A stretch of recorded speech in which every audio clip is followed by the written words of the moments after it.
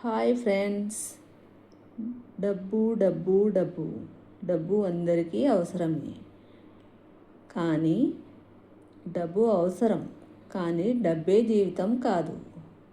డబ్బు కోసం సంబంధాలు, మనశ్శాంతి, ఆరోగ్యం అన్నీ కోల్పోతే అది జబ్బు లాంటిదే.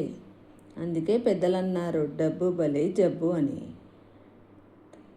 డబ్బు మన జీవితానికి అవసరం, కానీ డబ్బు మీద మోజు పెరిగితే అది జబ్బుగా మారుతుంది.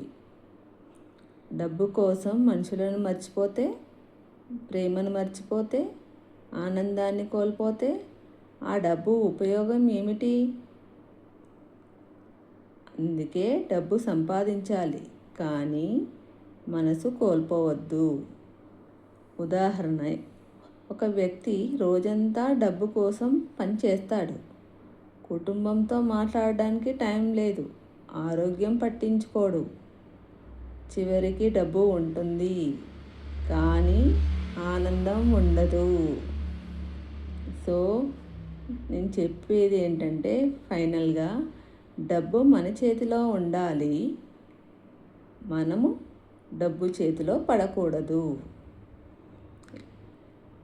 ఇదండి, డబ్బు ఉంటే ఎలా ఉండాలి, ఎలా ఉండకూడదు, డబ్బు వల్ల కలిగే లాభాలు, నష్టాలు.